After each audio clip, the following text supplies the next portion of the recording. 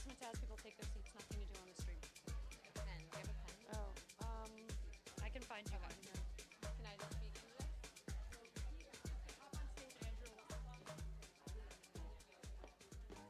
Mic check. Okay. Hey, everybody. If you can just start making your way to a seat, that would be amazing because we are live streaming and we're going to try to start right on time. And please don't be afraid of the front. It's a great view. Please come all the way up. Thanks.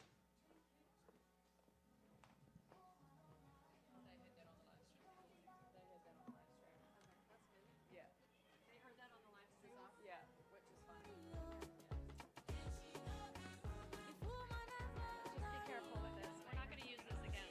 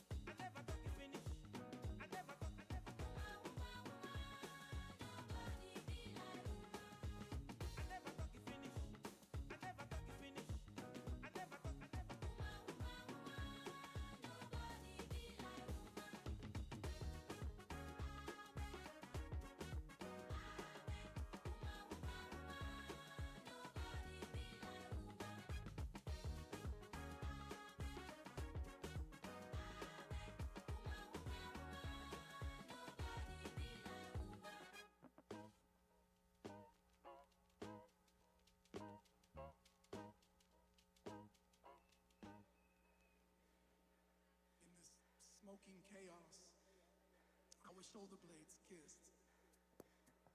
I found you. I found you. I found you. I found you beautiful. I found you exploding. I found you. I found you. I found you. I found you beautiful. I found you exploding. I found you.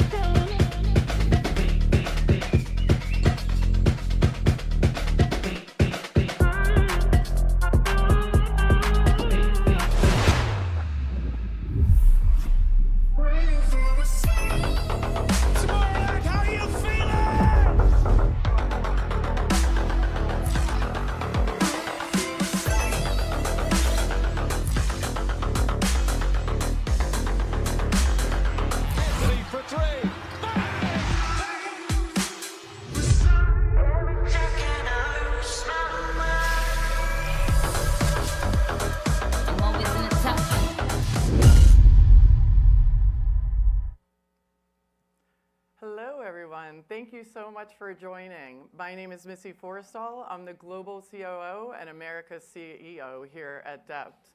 I'd like to welcome you to the first DEPT Talks in America. We've had a bunch of these in Europe, but this is the first one in America, so I'm really excited to bring it here. Today's talk is about AI, TikTok, and the next wave of marketing innovation. I'd like to welcome the folks on our live stream. I hope that you're enjoying our virtual experience and that you're able to play around with some of the content. I'm here in New York City at the Ludlow House in a beautiful room filled with a small group of people. Thank you so much for being here. We're really excited about today's agenda. We have some amazing speakers.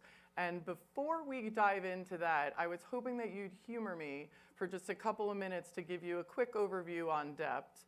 I promise it will not be too long because I speak very quickly. So we started out wanting to become the best digital agency in the world. I know that's a really lofty goal, but I have faith and I know that if anybody can do it, it's DEPT. We pride ourselves in pioneering in both tech and marketing. On the technical side, we're able to talk to the CTO and build some platforms and experiences all the way through to the CMO and bringing that to market through our brand, creative, and media teams. We are a born digital agency, and we have an amazing boutique culture, which is a huge reason why I personally love it here so much. We're privileged to work with a ton of amazing clients from many industries and many geographies, and everything from big tech companies all the way through to some small ones as well. And based on the feedback we hear from our clients, they not only are really happy with the work that we're doing, but I think they're also having a lot of fun along the way, which is what it's all about. We've grown a ton in the last 8 years. So if we look at 2015, we were one team in Amsterdam, about 120 people. And now flash forward to today, we have over 4,000 people, 1,500 people in the US where we started with nothing. And oh, by the way, last week we found out that we got our second Webby Network of the Year for the second year in a row, so we're really excited about that. One of the things that I love the most about DEPT, and one of the big reasons I came here, is that we are B Corp certified and climate neutral. So we're not only trying to be the best agency in the world, but also the best agency for the world. So let's dive in. I promised you it would be fast. Let's dive into the agenda. We are starting with an amazing speaker today, who I'm so excited to introduce you to. Then we have a few panels. Then we're going to round it out with a fireside chat. And for those of you in the room, you can join us afterwards for a couple of drinks. What I'd like to say is that the people who are in the virtual experience, if you'd like to put your questions in the chat, we'll take a look at them that way. And anybody who's here in the audience, feel free to raise your hand, and we will try to answer as many as we can. And for those we don't get to, we will try to follow up there. So with that, I am so excited to introduce Mutale Nkande, and I hope I'm pronouncing your name correctly. Mutale is the founding CEO for AI for the People, or AFP, a nonprofit communications agency.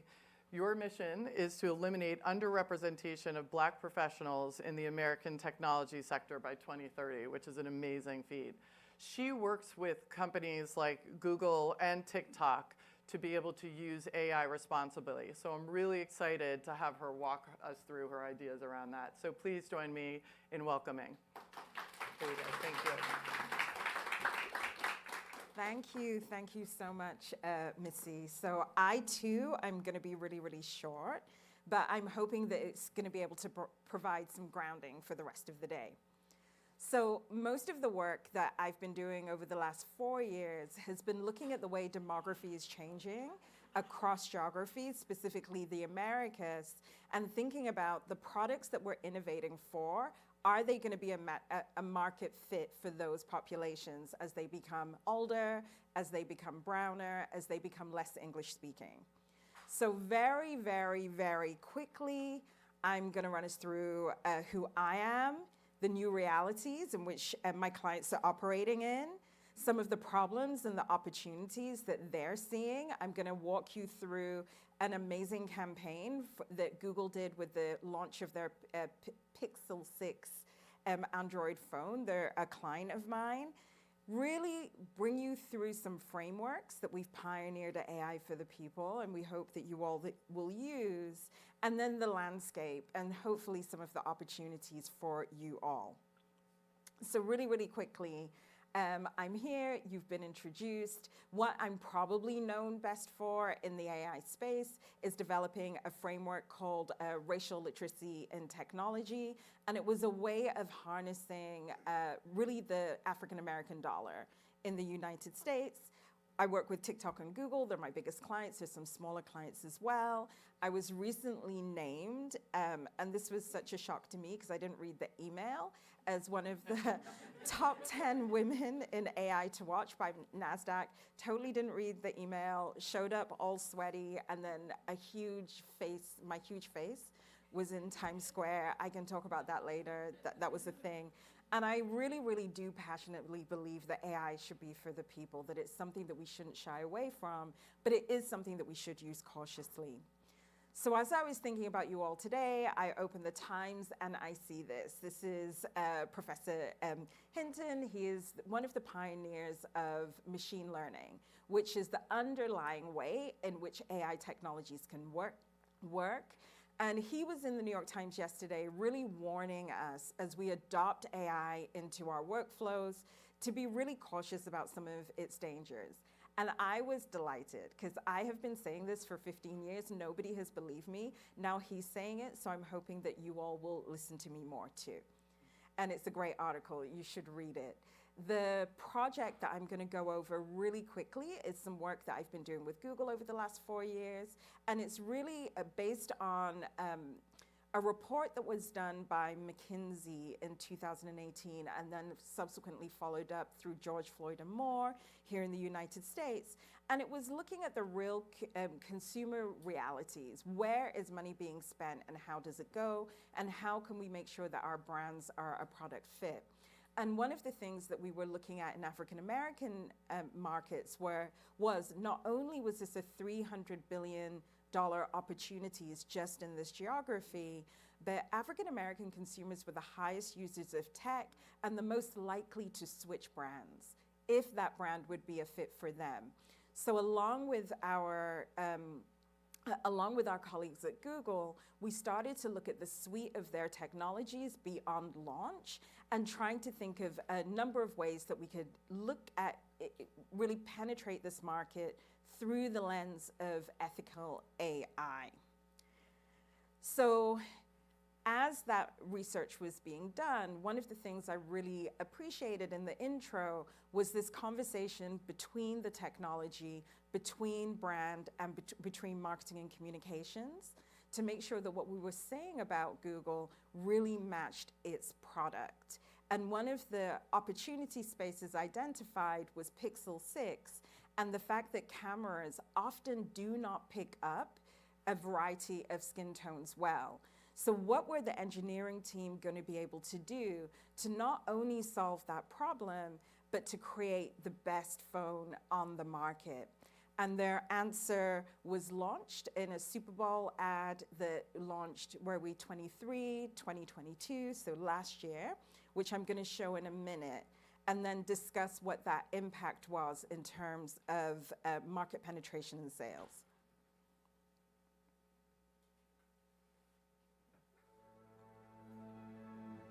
People with darker complexions have always struggled with having good lighting. Every single yearbook photo of mine has been terribly shot since I was a kid. I always show up as too dark or shiny. 'Cause if you love me, you love all of me. Everything the light touches, oh, baby, give me light touches. Oh, yes, look me in my eyes, takes over my mind. Don't you be afraid, no, no, no, no, no.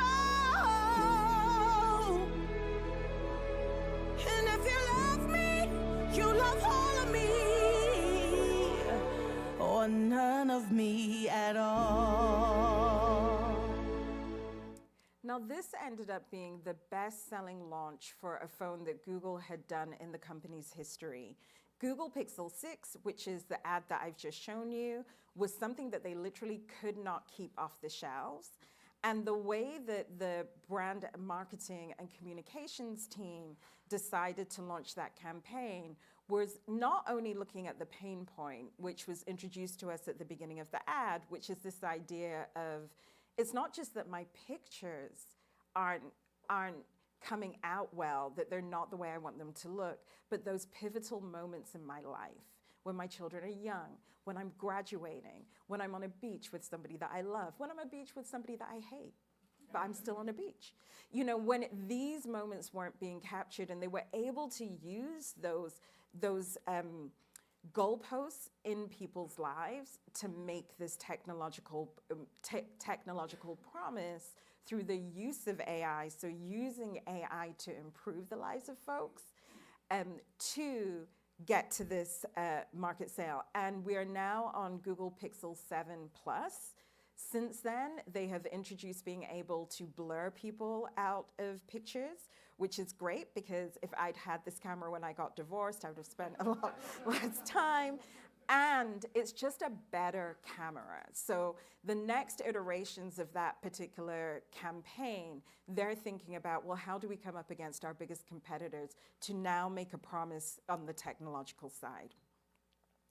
So the framework that we used as we were entering this campaign is a framework called Racial Literacy in Tech. It was developed while I was at Harvard, where we were looking at technology and society. And if I had been smarter, I would have made a for-profit and trademarked this, and not a nonprofit, but I created a nonprofit so you can have it all for free. And it has, which is the real sad part, and it has 3 basic elements. So when we're thinking about literacy, we're speaking about what we know inherently, and cognitively, one of the things that the Google teams knew was that they wanted their technologies to solve problems. The same way search can give you an answer, their next question was, how can this phone company that we've acquired bring you better pictures? The second thing they did was really through 2020, they had been doing this work before, but the murder of George Floyd here in the US had really strengthened calls within the company around how do we talk about matters of race, but more importantly, how do we make those discussions ways that we can improve our technology and improve shareholder value. So there was an incredible of work done prior to us even coming in that had done some of that foundational work. So by the time I showed up, what they had decided was, number 1, racism was something that was real. Number 2, we are looking at racism in technical design as a business problem. This is not a personal thing. And number 3, we as a community are gonna commit to solving this, and we are also gonna drive value. And that was the third part of the literacy framework, because once you know something, once you know how you are going to use that information, and it's done in a non-emotional, commercially minded way, what do we do? And it was, I love that Dept want to be the best digital agency in the world. I think that we all need to have huge goals. Their goal was the best phone on the marketplace. So I'm telling you a story about a company that decided to do a good thing for certain folks. Started out with people of dark skin, went on to people that want to improve their phone experience, and as Pixel goes down its product journey, there will be more iterations that build on this incredible capability of the phone.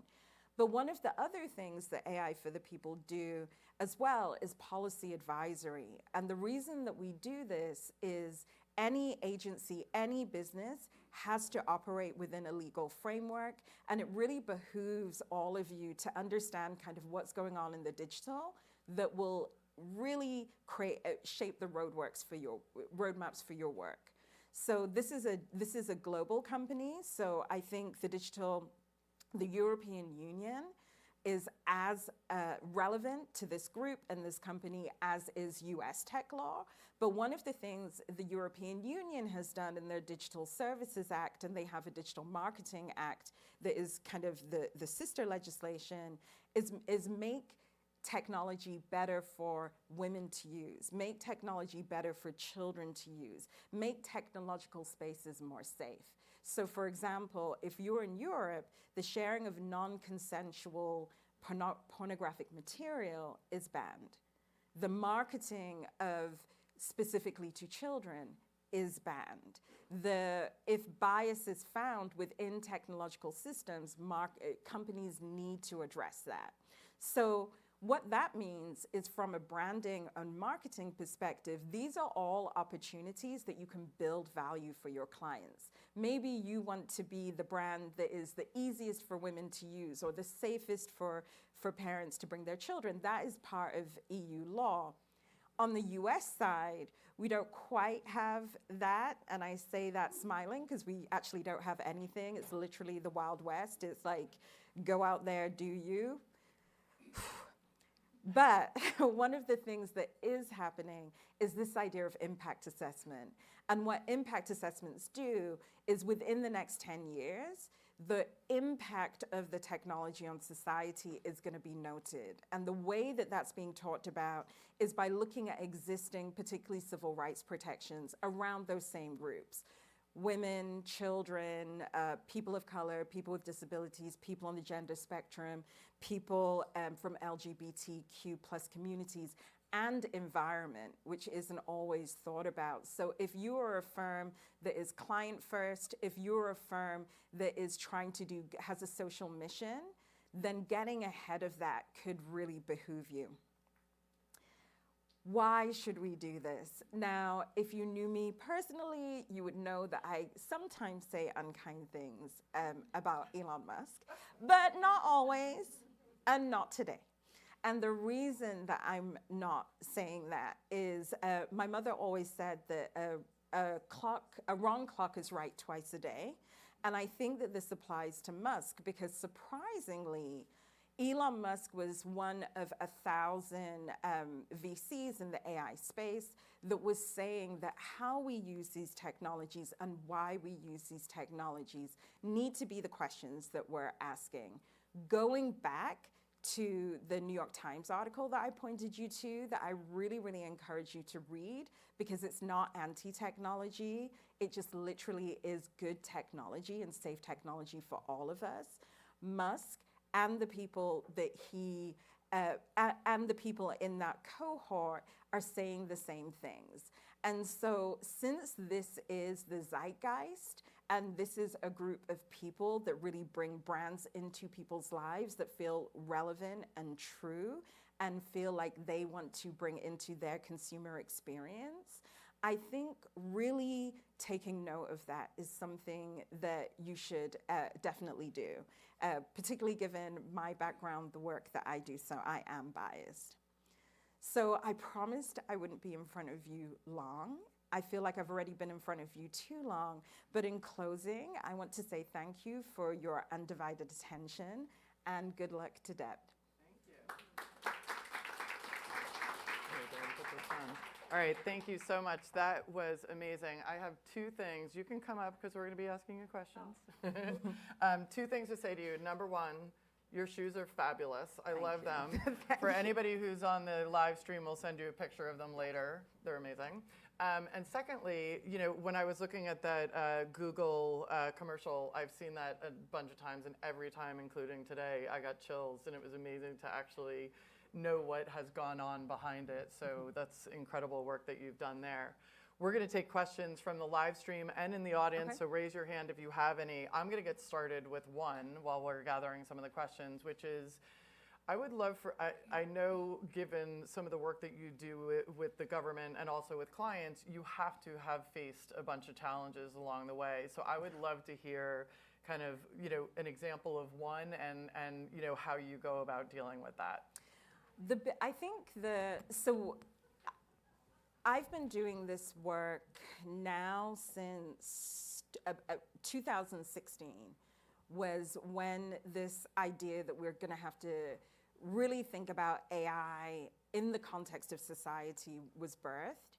And this was around the time that the commercialization story was becoming really big. And McKinsey were doing all of these reports where they were like, this is going to be $5 trillion worth of value, $8 trillion worth of value, 12. And as we were going into these meetings, we were offering interventions that were not going to be profitable soon. We were giving people 5 and 10-year roadmaps. Right, so it's hard to see and grab onto that when you know it's such a long time. To slow down. Yeah. And I think that that was really challenging for a number of reasons. It was challenging because our principal narrative is around race and racial justice, and that was difficult for some folks to grasp.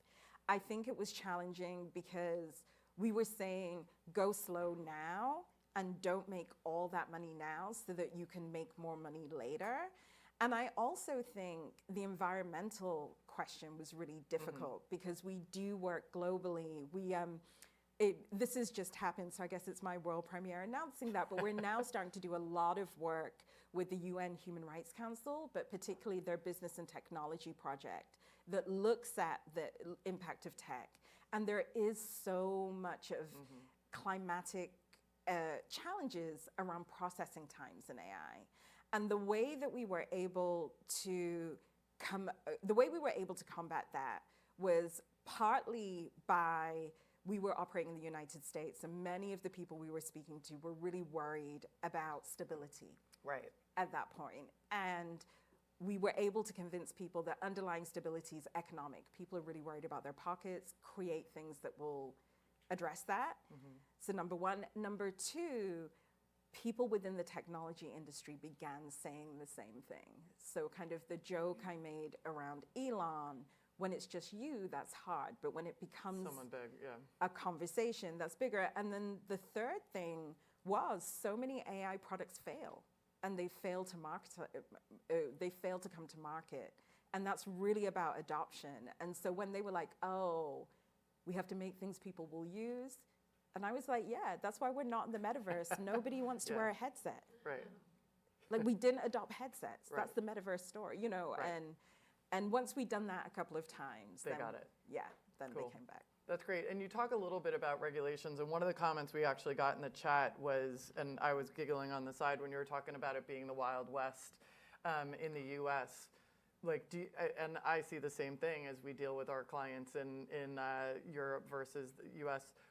How do you think it's coming along? I mean, you talked a little bit about working with some of the folks, but if you were to say, are we going to be able to catch up? I know we're way far behind. Is it going to take us just as long to get there, or do you think that we'll be able to catch up quicker because they have been able to set that precedent in Europe? We're going to be able to catch up quicker. The questions around whether TikTok can even exist in the US really put out in the public domain how tech companies work, specifically how social media works. So there's that awareness in the atmosphere. I think the other thing is that there is actually so much bipartisan agreement on this. So we spoke about impact assessments, which was something that we had led the advocacy for at AI for the People. And we already see that being integrated into privacy legislation that's probably going to be signed in the next couple of years, as well as a number of different AI bills. And so those ideas are seeping into the subconscious, into the American subconscious, and we don't get bipartisan agreement a lot in this country. So take advantage of it when we do. So the fact that they agree on this means that it's happening. And if you already operate in Europe, you have a competitive advantage because you know what that and you can environment drive the looks like. dovetails. That's great. Okay, great. I'm going to look out and see. Do we have any questions in the room? If you do, raise your hand, and I'm happy to call on you. Yes, go ahead, and I'll repeat it. With AI, a lot of the technology seems to be dependent on the data you feed. How do we use AI to combat what seems to me to be sort of like willful blindness to a lot of issues like race, like gender identity, with AI? Because what I fear is people like Elon creating Truth GPT and leaving out,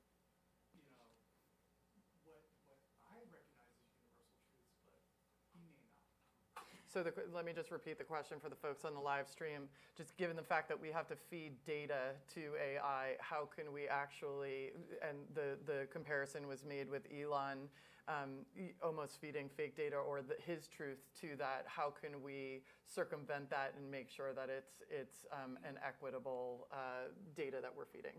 I think that's a great question. And I also think that we have to right size our relationship to AI. AI is not going to solve our social problems. It's not going to make us less racist, sexist, homophobic. Those are things that human beings own for themselves. But I think just knowing that many of these technologies that we think of as smart are only making predictions. So for example, ChatGPT, that's not your friend. Like I was reading this thing in the New York Times, ChatGPT was falling in love with the person and telling them how to make soup. And I was like, you're an idiot, because that's not your friend. What ChatGPT does technically is look at a word sequence, then predict what the next word sequence is. And I think once we understand that these are predictive tools, then they don't become definitive. So ChatGPT, as an example of generative AI, hallucinates because it just predicts the wrong question. I think our job, and I think your job in this room, is as you're communicating this out to your customers, you're a lot more realistic about what it can do, what your thing can do. Pixel said it was going to make your picture better. It did not say, I am solving racism. Right. And you know, sometimes we tend to overpromise. That's amazing. You have been incredible. I think that's all the time that we have for questions today, but any other questions, please put in our chat or in the room, follow up with us, and we're happy to follow up with some of the answers. Thank you so much for coming to join us today. You were amazing. Thank you. Big round of applause for that. Thank you so much. So next up, I'd like to introduce our first panel of the day, which is Unlocking Growth, Ad Trends, TikTok, and everything in between. I'm going to start off with a video to get us going.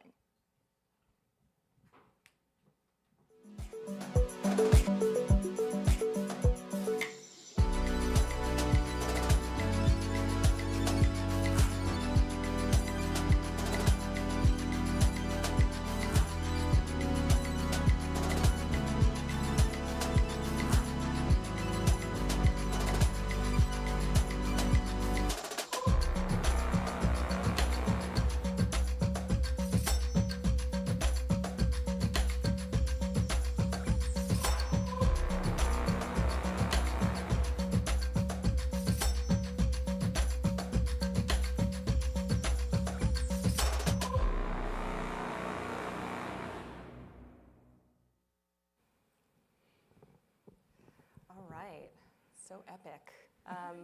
Hi, everybody, and in the room and at home. It's great to have you all here. My name's Claire Schalbrack. I'm a managing director at Dept. I am super stoked to be hosting this panel with Maggie and Jotham. Unlocking growth. Who doesn't want to unlock more growth, right? Ad trends, AI, TikTok, we're going to get into all of it today. So I'm super excited. I would love to have my wonderful panelists introduce themselves. So Maggie, you want to start? Sure, I'll be quick because there's a lot of ground to cover and nobody wants to hear all that. My last two roles have been Hootsuite, which is social media management. You might be familiar with it, and then also Cision. But I have been a CMO for the last 12 years. So I've worked in B2B and have been delving more into B2C in my last 5 years.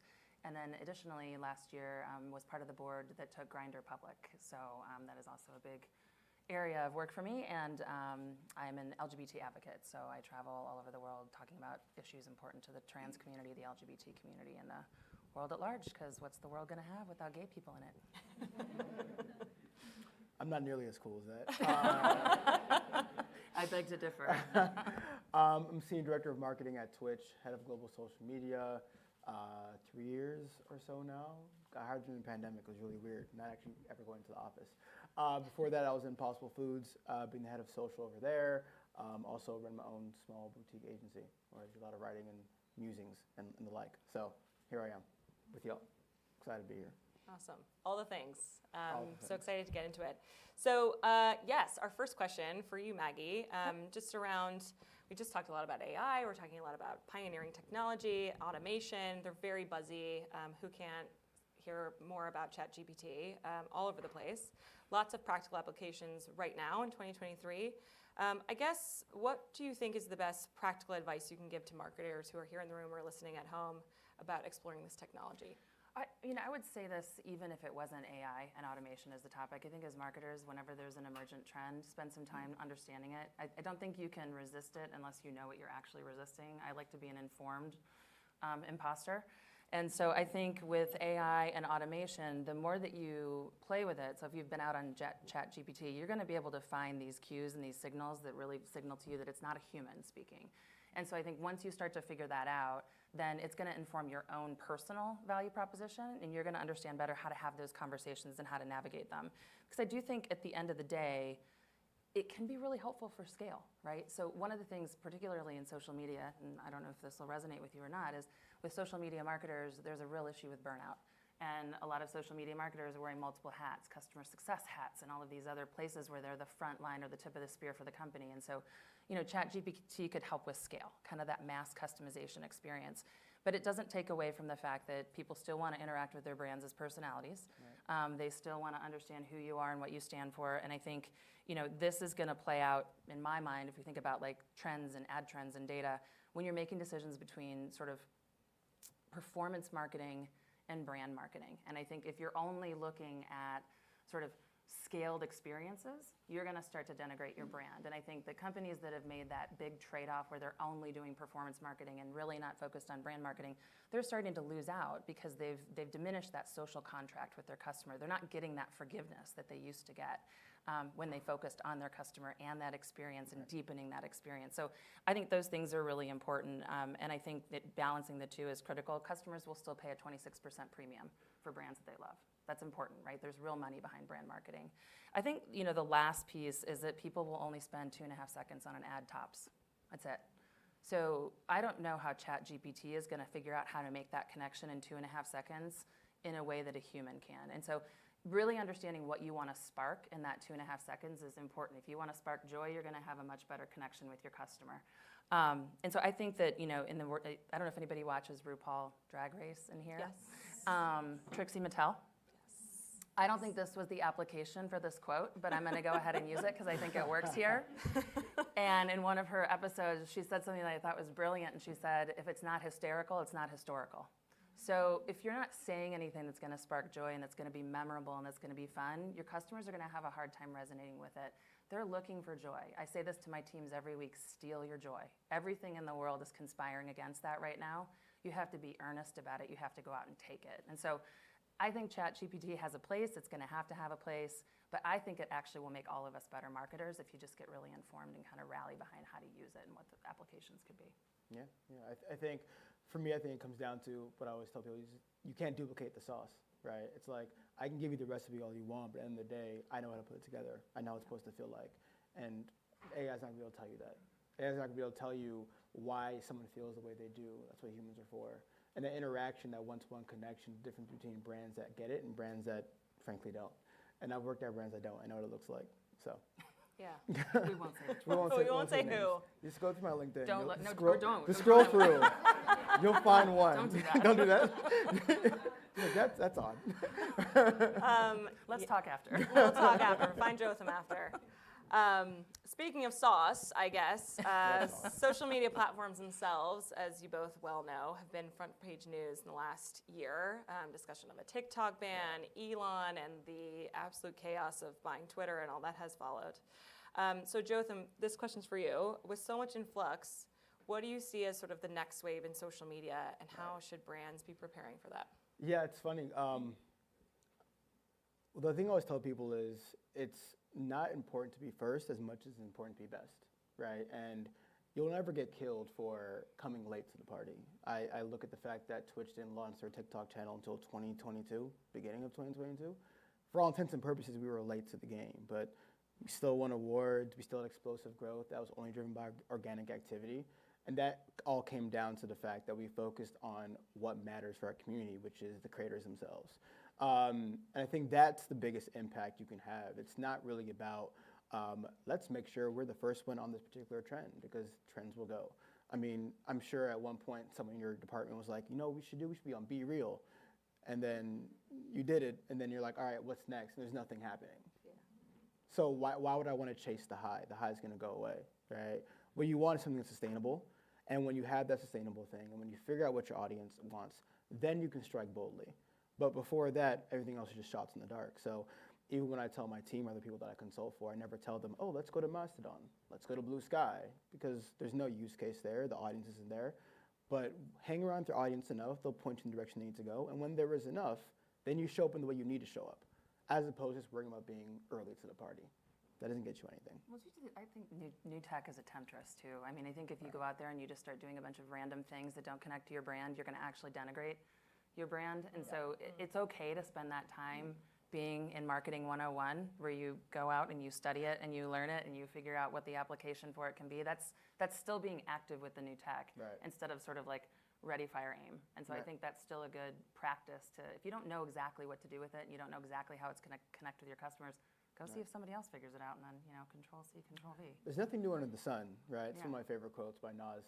Nothing new under the sun. So instead of me trying to figure out, I'll just wait. Let me figure out what Nike's doing. Like, what are y'all doing over there? You know what I'm saying? Let me go see what Spotify's doing over there. Imitation is the sincerest form of flattery. Right, exactly. Then put your own sauce on it. You didn't put a logo on it. Just kidding. It's more than a logo.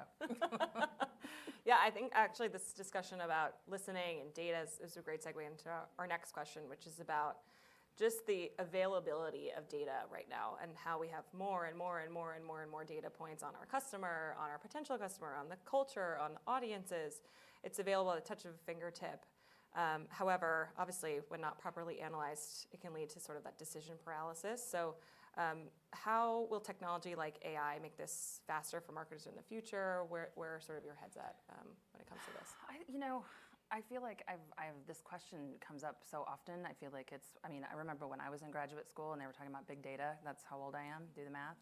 And it's still a conversation, and now the conversation is about AI generating that data and all these massive data sets. And I still have the same point of view that I had then. Not that I haven't, read things and been informed, but my principle around this is data's interesting, right? Data there's something there, but insights are what transform your marketing program. And you can't get insights just from looking at a data set, depending on what you're solving for. And so, pattern recognition takes time, and that's where the insights come from. And so I think, just being really thoughtful about, are you looking at a point in time, or are you looking at something that, you can see how this played out? And, I think, again, not to harp on this, but I do think this is where people have made these really sort of seductive trade-offs between measurable short-term marketing and things that can build brands over time. And we're seeing companies really be hurt over that, right? Making quick calls because they think they can get away with it because there's a pandemic and there are all these movements happening and rights are going away and we're just going to sneak this one past people, and it doesn't work. You get canceled. And so I just really believe that with AI and with machine learning and with with this data, really ask yourself the question, am I looking at an insight or am I just looking at a data point? Because data points don't always tell you the whole story. Yeah, I always tell my team, we're not data driven, we're data influenced, right? So what we're doing is taking the data we're seeing and creating a story from that. Not everything we do is going to match up directly with the data saying, because that's where that human element, that sauce comes in again to kind of guide your actions. And ultimately, I don't want my teams to be robots. I don't want them to say the data says this, so we're going to do this. Data can lie to you a lot of the time, right? So let's not be slaves to that, let's be flexible at all times. Yeah, data informed. Data influenced. We love that. Great. So one more question before we turn it over for Q&A. And Jotham, to start with you, and I think particularly interested in your insights on the creator side of this, which is, again, a very hot topic, and thinking about growth seems to be something that people are talking about a lot. So yes, the creator economy, very hot topic, continues to be, and continue to see this changing. TikTok, obviously Twitch is leading the pack there.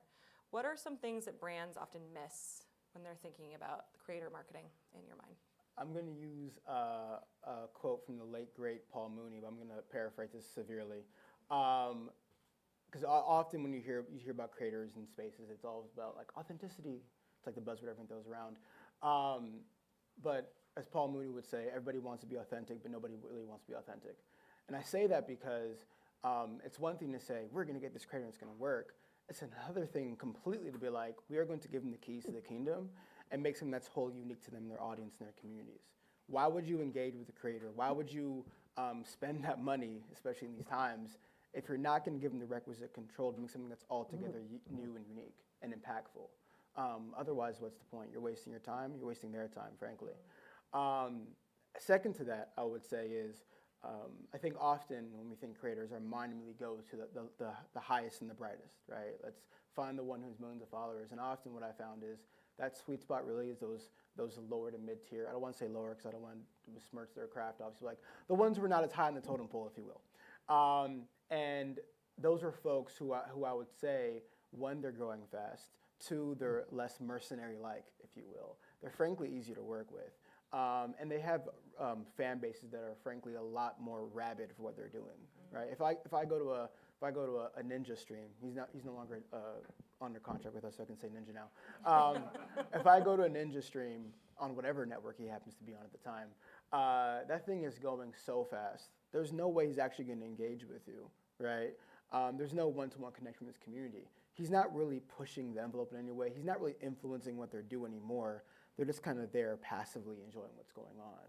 Now, if I find a person like Story Mode Bay, you probably haven't heard of her, that's someone who we post about her one time and people go crazy for her, right? Her audience is resharing it, they're engaging with it, he's replying to them. It's a much more communal experience, as it would be than if I, grab someone else. So there's that. So those are two things to me I'd say spend out the most. Like, give them the keys, let them do what they do, and then also, like, find the ones who are on the come up first and foremost. And not to mention, be able to do more of that. And that's more impactful, I think. Well, I think there's research and results to back it. I mean, I think to your point, we would call them like micro-influencers, people that have these really tightly curated communities. They're out in that community specifically there for that reason, and so they're gonna stand for your brand in a different way.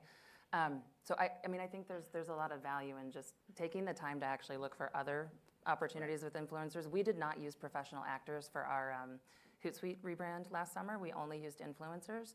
And Hootsuite stuff goes viral. I mean, we're very, very good at social media. It was the most viewed video in the history of Hootsuite, and this is going back 13 years. And with the actors that we used even at our shoot, it was actually over in Brooklyn. It was amazing. And the people that follow those influencers are all now following Hootsuite, and we didn't have to pay for that, right? They were super passionate. Not that we paid them; they're great. I want to be really clear. Like, don't underpay don't underpay creators. No, I mean that's really important. I think people take advantage of the creator segment, and I think it's really important that we not be part of that. But when you have people that have their own authentic interest in what you're doing, it just pays dividends that are hard to quantify. Yeah. Well, we have some questions from the audience. We would love some questions from those in the room as well for our wonderful panelists. And just to follow up on the discussion we're having about creators, the question from folks at home is, when working with creators, has the discussion come up with AI-generated content and creators disclosing that to the brand or agency they're creating for? Have you experienced any of that starting to happen with AI-generated creative? Or I have not. I haven't yet. seen it. My team keeps a pretty keep a pretty close check on what's coming in. Yeah. And we work pretty close with them as far as the content that's coming in. So that we haven't yet experienced that. And I think if it did come in, we would catch it pretty quickly. Yeah. That being said, that doesn't mean I am not opposed to it. I think there are specific niches that I might be interested in that time, but at the time it hasn't come up. Frankly, I'm not really interested in that anyway, so. Yeah, interesting. It'd be that as well. Yeah, so thanks for that question, Giselle from Red Bull. Yeah, it seems a space to watch for sure. Before sort of wrapping in a couple of minutes left, is there any questions from folks here in the room with us? I see a hand here, but I can't see the face. I see two hands. I had a question. You talked about not necessarily rushing into trends. So online trends pop up all the time. Like, how do you recognize what's viable and what's not viable? Because the speed of the internet is like an Olympic race in trying to to get there, to make sure that you get to your consumers first, so you can market first. How do you separate that? That's a great question. I'm going That's a to have great an answer question. you're going to hate, and then maybe he'll have one that you'll love. Yeah. Because I think might hate 'em both. I think maybe I think the only real answer to that is understanding who your targets are so intimately that you can recognize that a trend is going to resonate with your audience right away, and that just comes from experience. And Right. it comes from really being deep and understanding like the personas that you're going after, the targets you're trying to appeal to, and the markets you're trying to build. And I wish there was a better answer, but I don't know that there is. I mean, I think because it is just going to be popcorn. It's just going to be internet popcorn. It's going to keep happening. And you have to know, do I want to eat popcorn today, or is it kind of a Fritos day, right? Yeah. And then, Valid. skip it. So what do you think? Maybe you have a better answer. I think I use a lot of quotes. John Wooden, it's be quick but don't hurry, right? And I think often we get caught up in this idea we have to be there. We have to be the first. We have to strike gold in this way. But your audience is never going to ding you if you don't hop on a trend. They will ding you if you do, though, right? You do it poorly. Yeah, they're going to be like, you suck. Hello, fellow kids. Like, it's going to be one of those kind of situations. Frankly, I don't want that. I'm 35, and I don't want to be sad when I look at my job. But that being said, ultimately, it always comes down to what is the activity that you want your target audience to take, right? And often I think we get caught up in what's happening, and we lose sight of there is a larger goal we're trying to achieve. And if we keep that true north of what we're trying to achieve and how we go about that and what resonates with them, back to Maggie's point, you'll understand when you should lean in and when you should lean out, frankly. Great. We have 1 minute left, but We had a second question over here. Oh, there was. Oh, I think, okay, well, we can maybe take one more question and then wrap really quick. I'll try and be quick. Okay. So wanted to push back on this idea that the sauce is unique. I saw this really interesting talk a content creator named Destiny held on the idea of basically just AI generated images and whether or not that's art relative to art created by people. I feel the parallels here where the storytelling created by marketers theoretically should be different and distinct from AI storytelling, but is that really the case? I'll say it like this. In my studies, it seems that AI is often pulling what they're doing from the wider net, right? They're pulling from sources they're scraping in some way. In a similar fashion, when I say nothing is new under the sun, everything you're doing is influenced in various fashions, right? There's a difference in my mind between scraping and cobbling together versus I have a spark of inspiration that drives me to create a whole new thing. Like I can be outside, see a bluebird, and think, ooh, you know what I want to make today? Blueberry pie. Only thing that sparked it was the fact that it was the color blue, right? It necessarily wasn't tied to the fact that there's a bird there. And so that's why I say the sauce is unique. It sends you down a path that I think AI really can't travel down. And even then, the use of AI itself, I think, is unique in the sense of you're still a person who's driving these prompts, right? You're still a person who's saying, I want this. And then based off that input, now I want something else. And you're building it alongside. So I think even that is a special skill that not everyone can replicate in of itself. So I might add one insight that I was sitting in a lecture class in graduate school, and I ended up sitting next to the head of the journalism school. And so this was in the late aughts. And I was talking to him about, do I really have to read The Economist to be good at, am I going to get to the C-suite if I don't want to read Harvard Business Review because I hate it? I want the tweet. I don't want to read the whole article. I don't have the attention span for it. And he's like, read the things that inspire you. And I'm like, well, what if it's People Magazine? What if there are different things? What if it's IMDb? I read a lot of really different, disparate things, but that's where my creativity comes from. And so I think about how you would build an algorithm for AI. It's going to be informed by solving a discrete problem set versus a human that's going to be informed by all these different experiences that make up the tapestry of your life. And I think that's if I'm sitting in the new world, I'm in a stage of my career where my job is to keep people inspired and keep them moving forward. My best advice would be go out and have as many interesting and unique experiences with the world and with humanity as you can, and you're always going to beat the algorithm. You're always going to have a more interesting take. What a lovely note to leave it on. Thank you all for your questions and for listening here and at home. Maggie, Jotham, thank you guys so much for being here with me. And thank you, everybody. Thank you. It was amazing. Really appreciate it. Thank you, Claire. So that was great. We have our next panel, which I'm really excited to introduce, which is the art and science of brand purpose and creativity. Let's roll the video.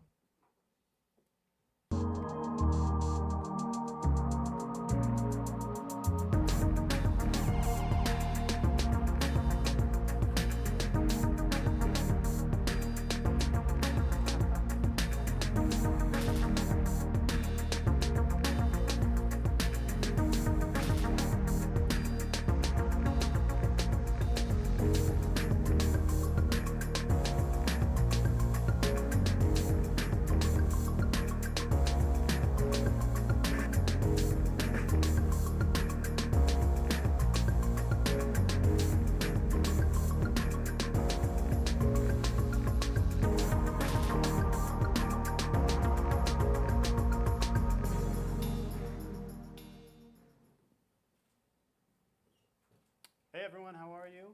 Thanks for being such a great audience so far. We've heard from everyone else in the back that it's been going super well. We're excited for this session. My name is Ryan Parkhurst. I'm VP of Strategy at Dept in the US, and I have a really fantastic group of panelists with me.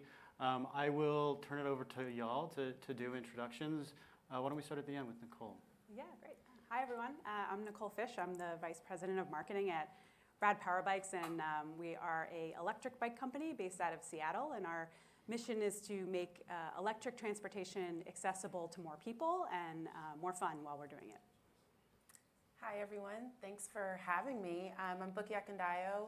I'm the Vice President and General Manager at the Prisoner Wine Company.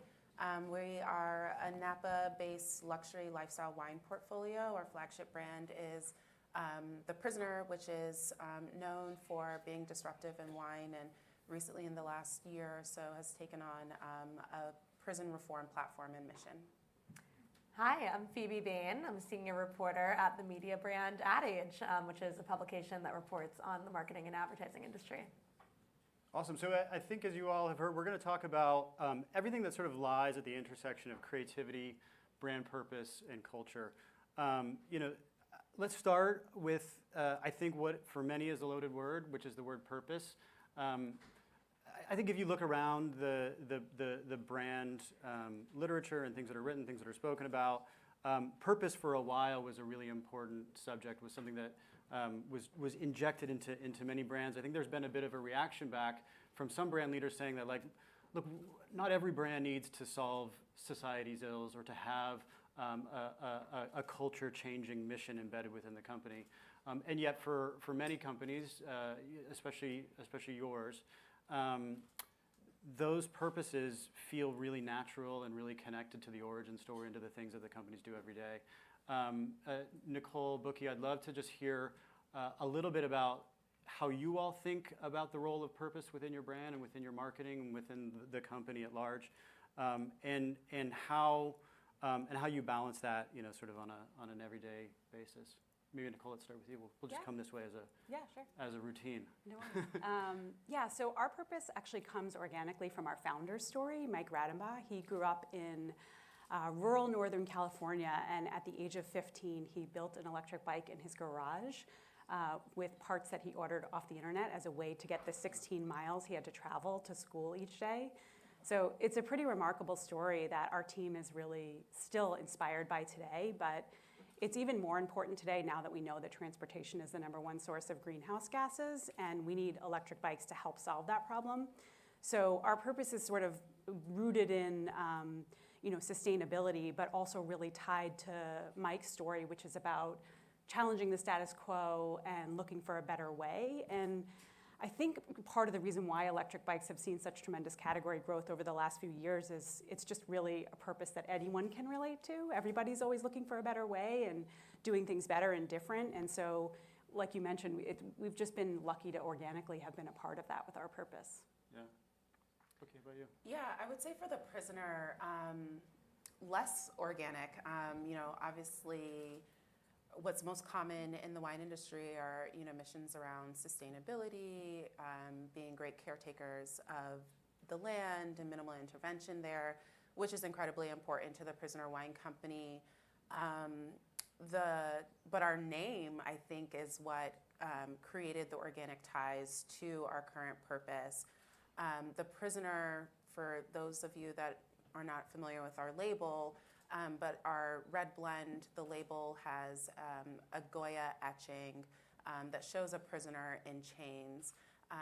And our founding winemaker 20 years ago, when he decided to put that label on there, kind of had a self-centered relationship with that visual. He felt like he was being held hostage to the traditions of winemaking by producing, a blend and a brand with an attitude that was quite different. And so fast forward, 20-something years, we're a leader in our category. We, still have a challenger mindset, but certainly are not in any way chained or held back by the industry. And we felt like, we want to continue to have permission to be disruptive, to be different, but we need it to be rooted in something that really is meaningful. And inherently, like a lot of brands and individuals during 2020 with the Black Lives Matter movement and the killing of George Floyd, I think it just created a point of pause and reflection for us to think more deeply and to prioritize what that purpose needed to be. And so we did have an opportunity to look back at our name and then think about what can a wine brand realistically do. Our purpose has 3 elements to it. One of the biggest is just we have a platform of being a storytelling-driven brand, and so we have an opportunity to change the narrative around mass incarceration and the need for prison reform.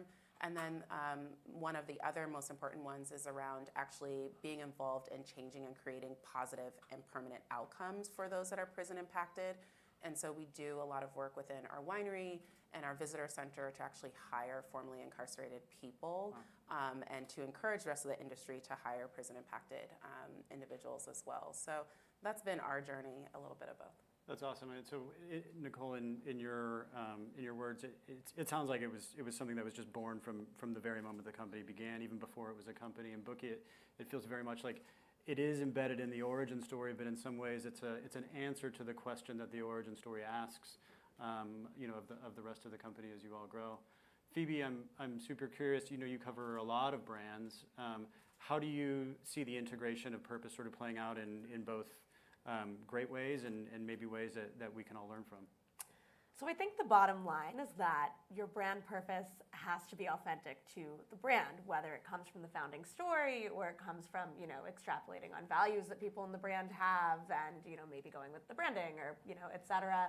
I think both of those sound like really authentic examples. But I think, and the reason that a lot of companies that might not have something authentic are reaching for purpose is because there are so many studies out there that basically say Gen Z and millennials especially, but I think even more so Gen Z from like the last Edelman Trust Barometer that I looked at, they really, really do invest in and purchase and follow these purpose-driven brands. But there's a lot of research on that. I think there's less research on the fact that something that the industry is learning, which is that these purposes have to be authentic, right? So yeah, that's really just been my biggest takeaway in reporting on it is that yes, especially the younger generations love a purpose-driven brand. They will be loyal to them and purchase them and follow them, et cetera. But they're aware when it's not authentic, right? And so I think if it seems like these are both really great examples and that the people behind these brand purposes didn't have to reach too far to find a purpose. And I think for brands that do have to do that reaching, it's a lot tougher. Cool, love that. So don't be fake. Yeah. That's a good lesson for all of us. I mean, I think, Bookie, having folks, who are recently incarcerated as, seeking those as employees, I think is a really great action beyond just, policy or marketing or things that, might come across as inauthentic or superficial. So that's super cool story to hear. Let's move on to the next one. The next one's about culture. We're going to try and bring these together at some point.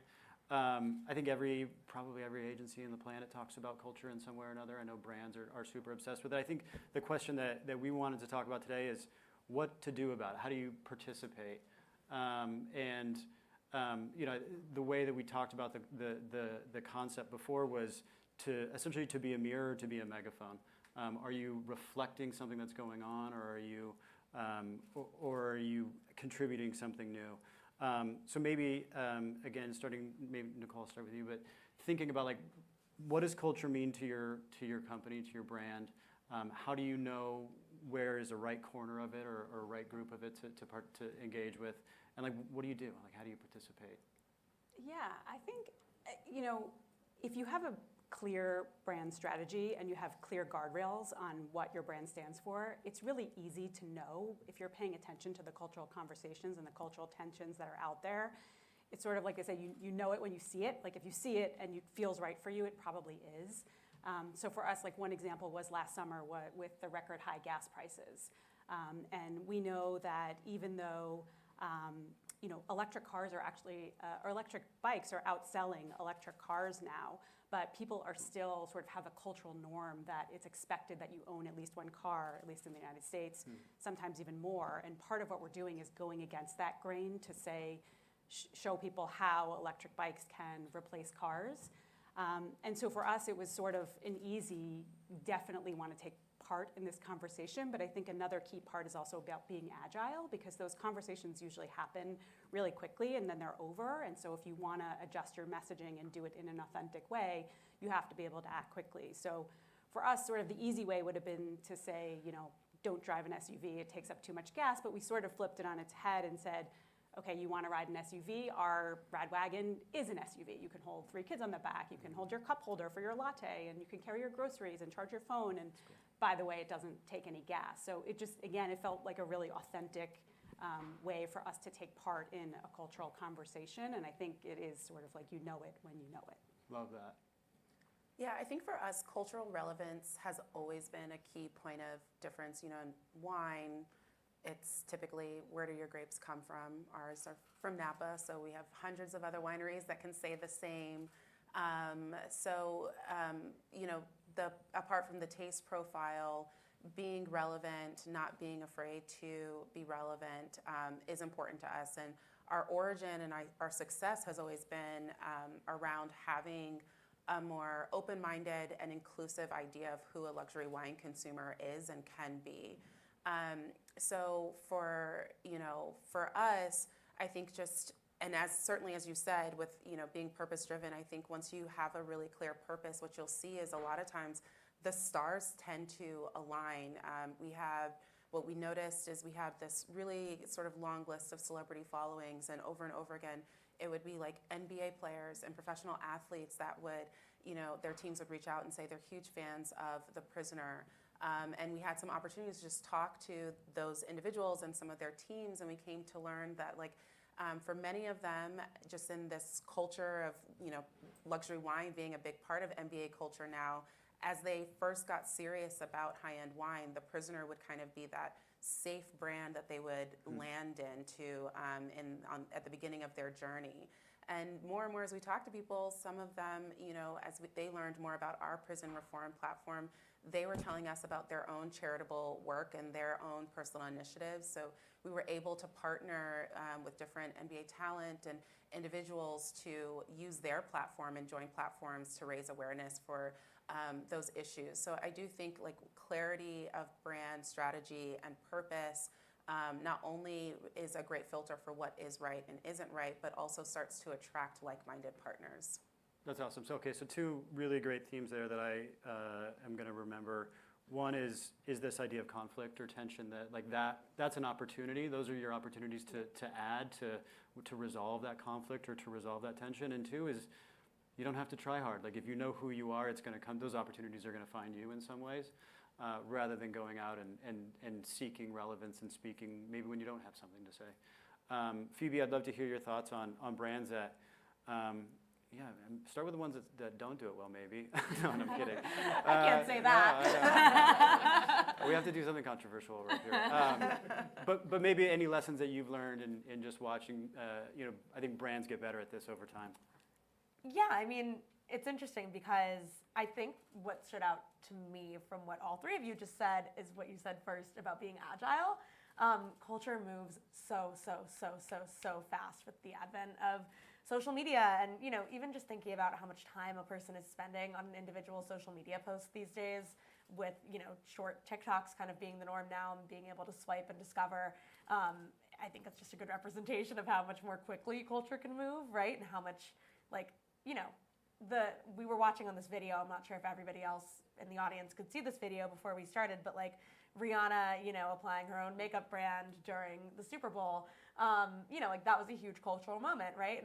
But it moves on so quickly. Now, what is everybody talking about? There's been a million cultural moments since that moment. So I think being agile is really the most important thing, just because if you don't act right then to respond to culture, then it's going to move on. And maybe the next big cultural moment that everyone's talking about online or at a dinner party isn't relevant to your brand at all. Maybe there won't be one that's relevant to your brand for months or years or whatever. Although I think innovative people can kind of make anything work for them. But yeah, being agile, I think, is the most important thing I've witnessed brands value when they are trying to engage in culture. Very cool. All right, I'm going to think like a CFO now. Culture, purpose, those are all nice, but we have to grow. let's talk about the idea of balance and how I think maybe some of these things feel like they are in conflict, to come back to a common theme, with fulfilling a purpose, participating and being relevant in culture, but also knowing that like at the end of the day, you both are responsible for growing your businesses. Are there moments that you've encountered when those things feel like they are in genuine conflict? And if so, how do you deal with them? And if not, why are they not in conflict? Yeah, I mean, I think yes, those things need to always be in conflict to push you to do better and also stay true to your purpose. One example for RAD is recently we launched the RAD Trike, which is our first three-wheeled electric vehicle. So I think, normally when people think about engaging with the culture, you think about a younger audience, maybe millennials or Gen Z. But in this particular case, we had been hearing from our customers for years that were a little bit older that they needed this to deal with either mobility issues or ways to stay active as they age. So it was a huge risk for us financially to go into such a specific category and one that we had never done before. But the letters and the feedback that we have gotten from customers have so far exceeded our expectations. Just people that are recovering from cancer, people that have had mobility issues their whole life and not been able to get on a bike, even people that never learned to ride a two-wheel bike as a kid are writing us letters that are like bringing our team to tears. So it was a huge risk, but in that case, it did pay off in that we were able to create a new category for the company and also stay true to our purpose, but also even connect with a portion of the culture that's like often ignored or overlooked because they're not mainstream. I love those 2 points. So one is allowing that purpose to still be the guiding light for what you all are trying to do, but also that culture isn't always the thing that's right in front of your face, that oftentimes, culture emerges out of the marginalized parts of society. And so if you look beyond just, what's immediately in front of you, you can find opportunities to be culturally relevant. Also bonus points for talking about a trike in a question about balance. I did not plan that. It was amazing. It's all I could think about. Bookie, any thoughts on that notion of balance and conflict? Yeah, once again, I agree with Nicole. I think when we were early on had developed our prison reform platform and had some ideas to actually move forward publicly with it, I think there were obviously some risks. Most of the risks kind of presented themselves in the boardroom. I think it's business leaders coming together, obviously with a mind towards risk management, and I think there's a laundry list of things. But given our values, given our clear strategy, we were in alignment to move forward. Biggest risk we felt. We have a really robust wine club, members that have been with us for quite a while. Two of the top 3 states, 2 of them are Texas and Florida, which are not known to be, very friendly when it comes to rights for prison-impacted individuals. But thankfully, I remember when we first did our first wine club program, only 4 people, our members, actually discontinued their membership, and I was incredibly proud.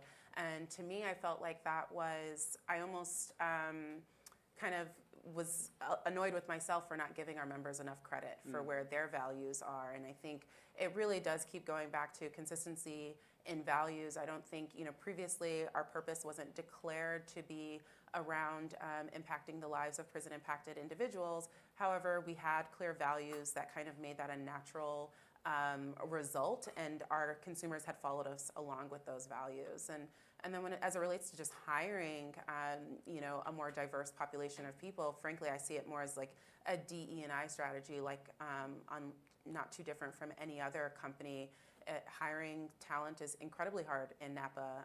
It's hard, in a ton of industries, and so to just preclude a whole, set of people that are actively looking for work and for where, doing consistent full-time work at a decent wage actually helps them to get out of the system, only benefits our community, benefits us as a business, and, is just a better way of doing business. So thankfully, though there were some risks, overall, I think the result has far outweighed any of that. That's awesome. Phoebe, I'd love your thoughts just from covering this as well. Yeah, I mean, obviously when a brand has a really strong purpose, you know, again, it's proven that people will be more loyal, engage more, right? And at the end of the day, that's probably going to be a better bottom line result for you than the 4 people that are no longer in the wine club, right? But I also think it's worth noting that if you have a really great product or a really great service, no matter what kind of culture you're engaging with, like people are still going to buy the thing. Like I think Lone River Ranch Water is a really good example. You know, they engage with like a country ranch demographic, right? They hire country stars to be in their campaigns. They, you know, are tapping people, actors and stars from the shows that are not necessarily popular in the Northeast or in California. They're, you know, tapping people from shows that are really popular in like rural Texas or Wyoming, stars from those places to be in their campaigns. But even if that's not like you, right? Like if that's, you know, clearly that's their target audience, but that's not deterring people in the Northeast from buying their really amazing, really delicious product, right? So I think that, you know, that's something to take into consideration as well. It sounds like a lovely product, but I only drink The Prisoner. Totally understand. So I'm going to have to take your word for it. Never heard of her. We'll just take a quick beat before we wrap. If there's any questions from the audience, yeah, please raise your hand and shout it out. Fantastic. It seems like we've answered all the questions on purpose and culture. Again, I'd like to thank all of you for joining me up here today and for sharing your thoughts. I think some really inspiring examples and really great action and really great perspective. So thank you again. Yeah. Thank you.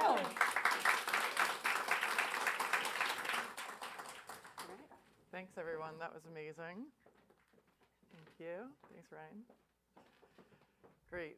So we're on to the last panel of the day. So this is where tech meets marketing. It's an intersection of AI, innovation, strategy, and customer experience. So let's roll our last video.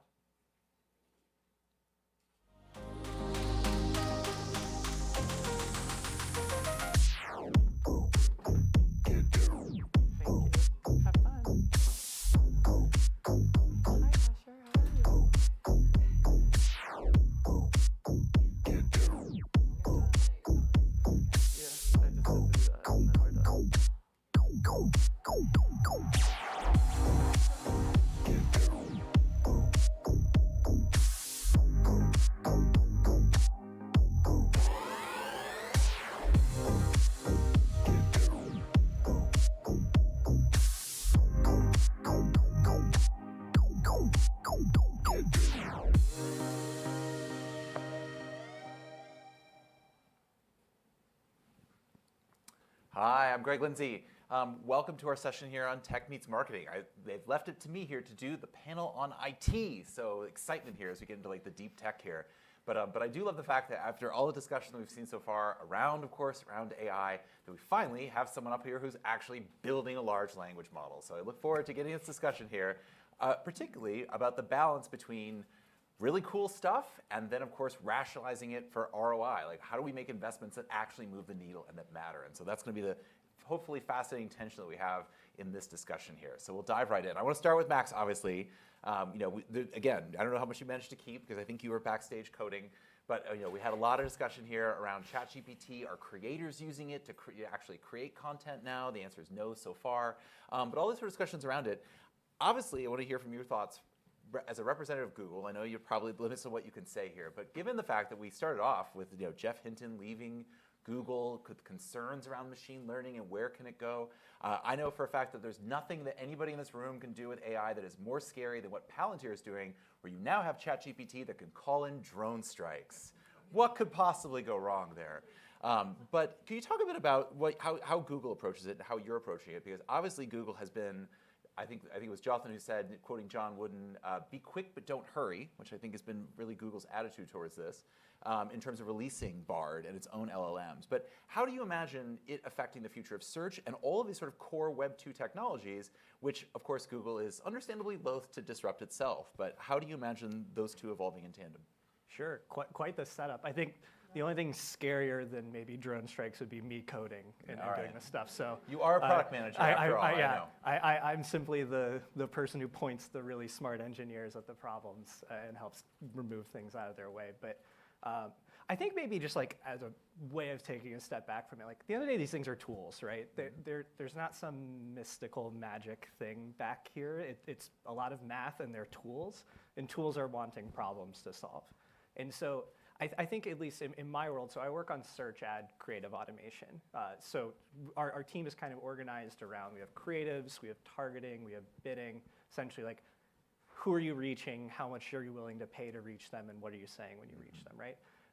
And so in the creative space, this is really cool, right? Because you can split all this stuff into kind of two big buckets of AI applications. Like you have tools for advertisers, which is where I spend a ton of my time, and I think it's really exciting because a lot of the advances in this technology just plug really neatly into these problems of I don't know what to say, or the people I'm trying to reach are constantly changing how they express what they need, and I need to adapt to be able to respond to them.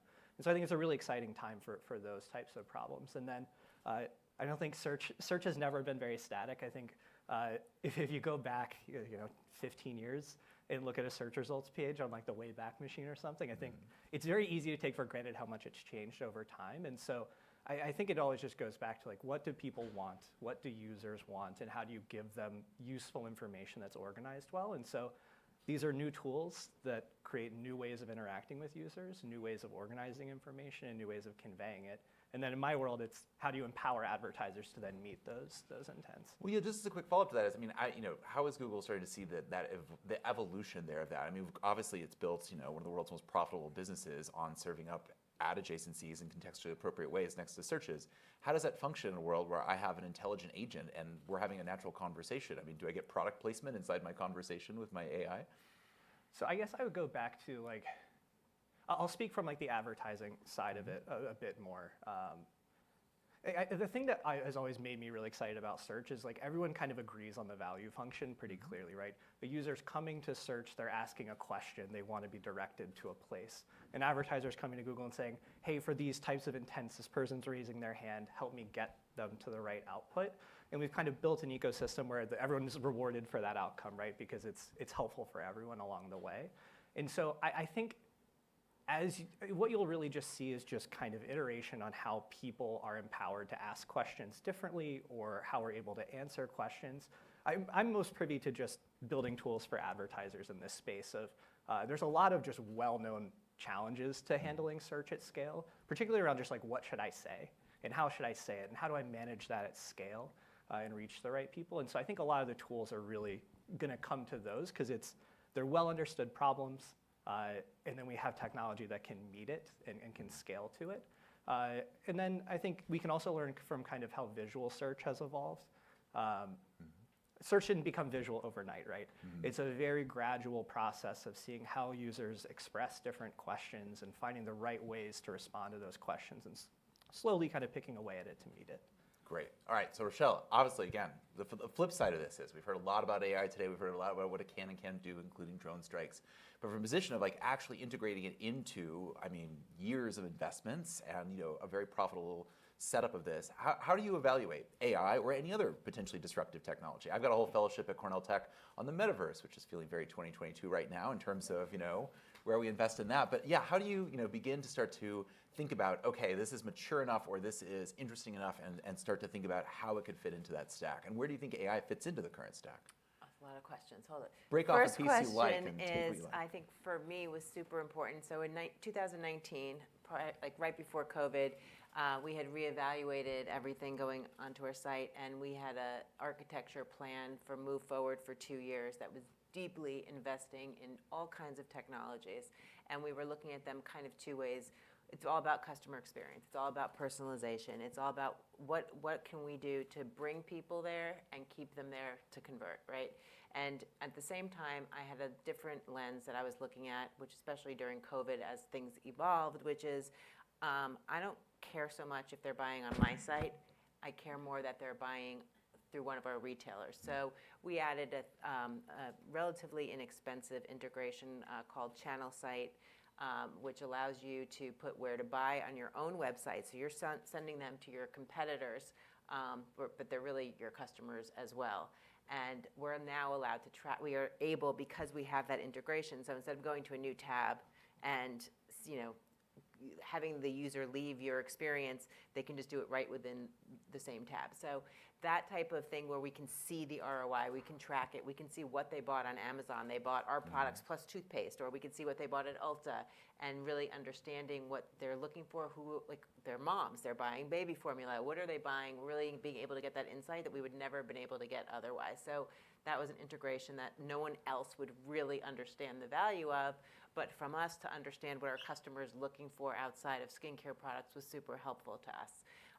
But on the flip side of that, so we're looking at AI, we're looking at it for short descriptions, we're looking at it for kind of the simple basic things that we probably could have done before AI became a thing, like we were already fixing it online. But really kind of marrying what is expected from the customer experience, kind of the best-in-class opportunities with some of the really cool things that I personally love. So, for example, we're integrating, as we speak right now, something called Firework, which is just a little video that you can set to play on a PDP, on a home page, on a collection page, and you can do carousels, you can do all kinds of different things with it.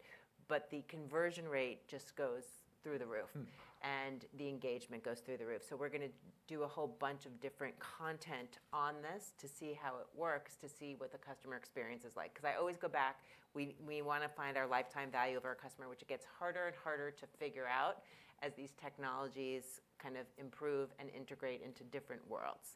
So the part I loved about Firework is we can do influencer content. We can repurpose it onto our website. We can do live streaming. We can do, and what I'm really looking forward to doing is education with our training team on a product or on a collection, but also using our employees for giving them some excitement and feeling into it. And so some of the products are going to have employee reviews on them or comments, and this is my favorite product for what it is. And then being able to very quickly see what's working, see what's not working. What kind of lift are we actually getting? But we're doing that across all the different technologies. And I think on my last count, we had 24 different integrations on our website, which is pretty significant. And a lot of them are behind the scenes, but a lot of them are very front facing. So, a simple basic thing as doing what we call like a live chat with somebody who's knowledgeable, so an education person helping you pick out a skincare regimen. That's an easy thing to integrate. But then you have some of the AI that we have on there called, like in our case, it's called Interaction Studio. It's almost impossible to see the lift on. And I'm very hesitant. Is it actually working? Is it not working? What's going on with it? Are we really, because this was really expensive to integrate. I have a team of people now working on this to understand how it's working, and there's no way to get an ROI on it. So, but we're told that's the right direction to go. So I don't know if anyone else ever has a situation where you just can't get the data, because I'm all, you want some data to drive your decisions, or at least have people who can say, this is amazing, this is really working. Like you get on Google Ads, you see comments, you get feedback. With some of the AI that we're using, there isn't any of that. So it's a little scary. A little scary, the theme for our session here today.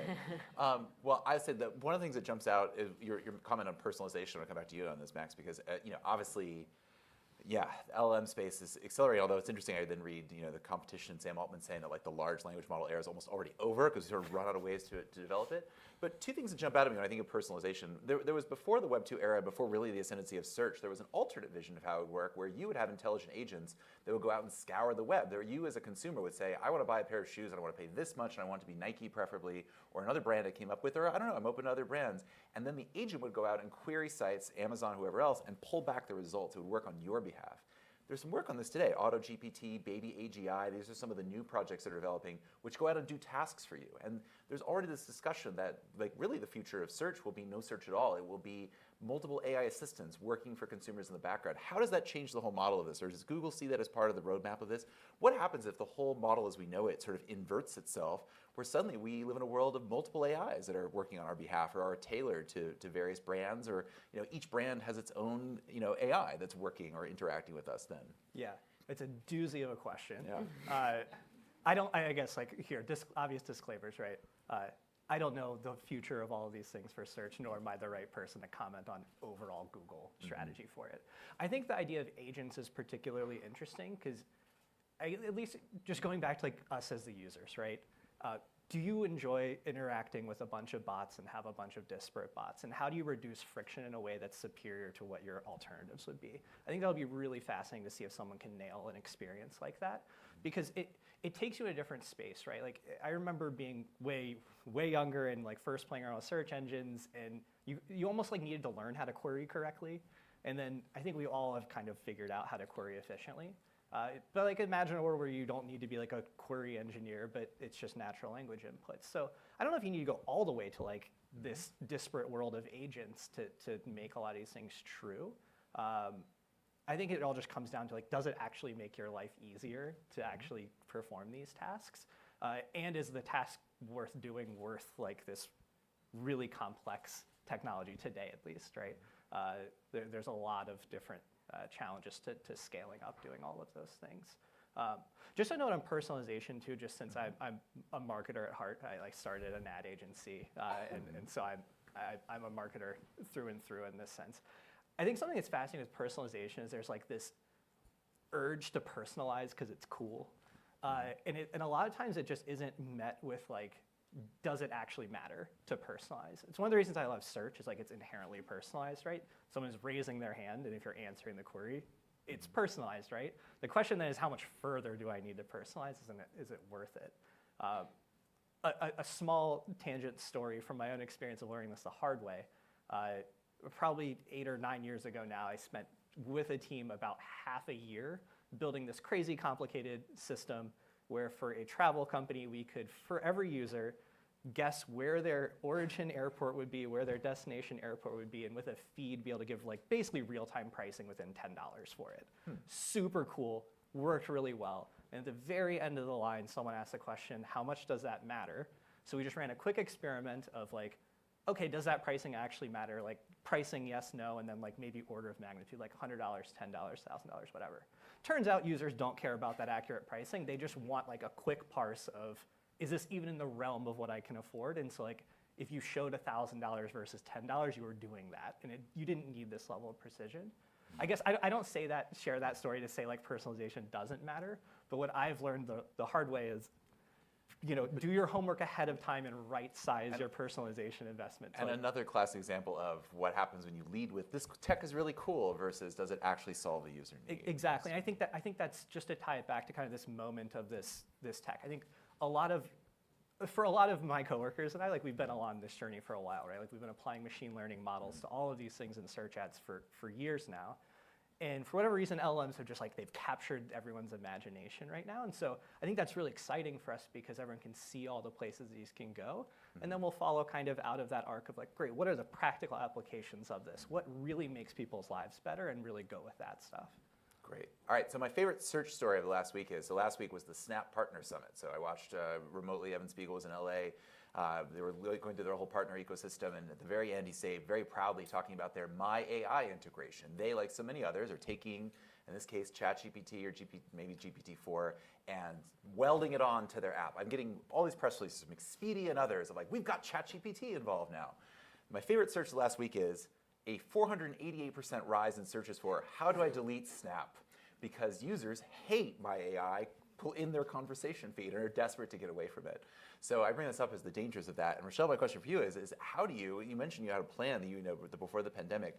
What is your evaluation criteria methodology for taking a technology like LLMs and saying like, is this worth it? Or is it worth it now? And how do I figure out like when it's crossed that threshold into that versus the metaverse versus Web3? We could go on and on and on. No, I think we are dabbling with AI and machine learning, and we're not depending on it, because I think we're definitely going towards that. So there are ways in which things, as they become more sophisticated, will allow us to sort of trust it more.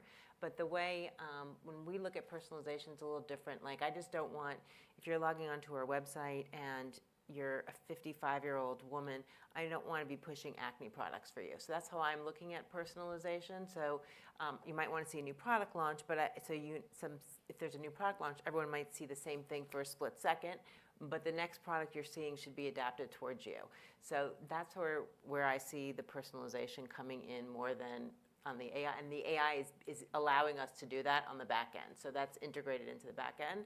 And I think that's really important because if you have an 18-year-old user who's looking for acne versus a 60-year-old woman who has no interest in that, only wants anti-aging, you've got to be that's where I'm saying you have to be careful with that because we're not a search engine, we're an e-commerce platform. So we have a website, we have our set products, and if they've used Google to get to our site for an anti-aging product, I don't want them landing on our homepage and seeing an acne product. It just doesn't work for us. But I think the consumers, the one issue that I've seen across my e-commerce brand and other people in the industries that I've been speaking to is just really the frictionless opportunities that I think AI will be able to help with right now because the places and the points of checkout where people are dropping off, even when they really want something, I get super excited when I know that it's going to be an easy checkout.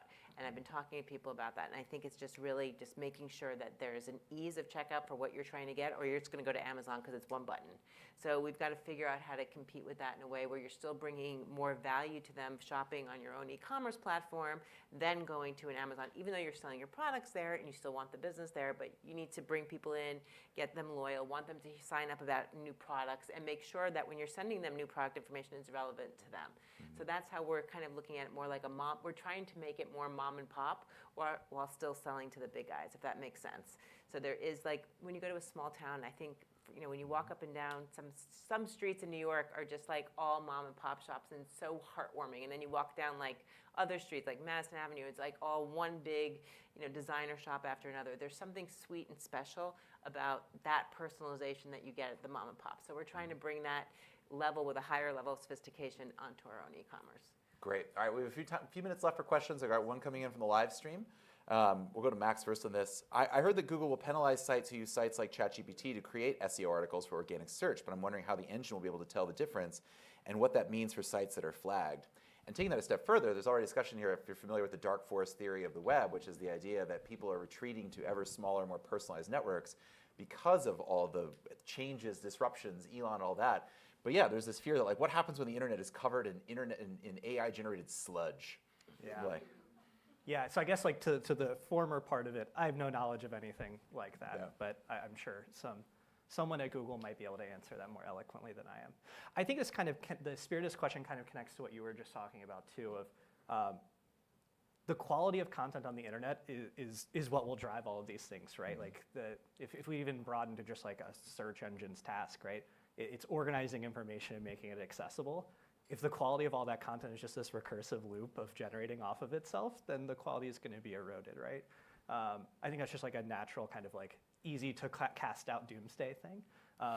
But at the end of the day, that content exists to serve people and to generate tasks. That's why I'm very optimistic about these things, is that there's plenty of businesses out there that have a great offering but just haven't figured out how to communicate with their potential customers yet. And there's a lot of opportunity for that to actually be a benefit to the quality of stuff on the web. And also, I guess, just the idea of people trying to gamify or work on the edges of systems has always been true.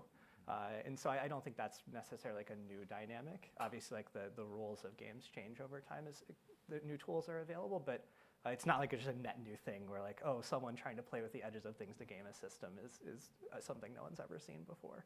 But yeah, I guess just always goes back to the user. Is there a thing that they need and can you help it? Wonderful. All right, well, thank you so much, Max. That's all the time we have. Thank you so much, Max. Thank you so much, Rochelle. It's been a pleasure. Thank you so much. Let's move on to our next and final session. Thank you all so much.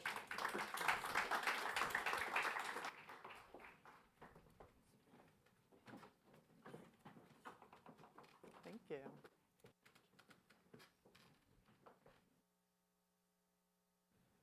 Thank you so much. That was our last panel, and I hope you found them as interesting as I have. We're now moving on to a fireside chat, and I'm so excited to introduce Tina Moffat to you from Forrester.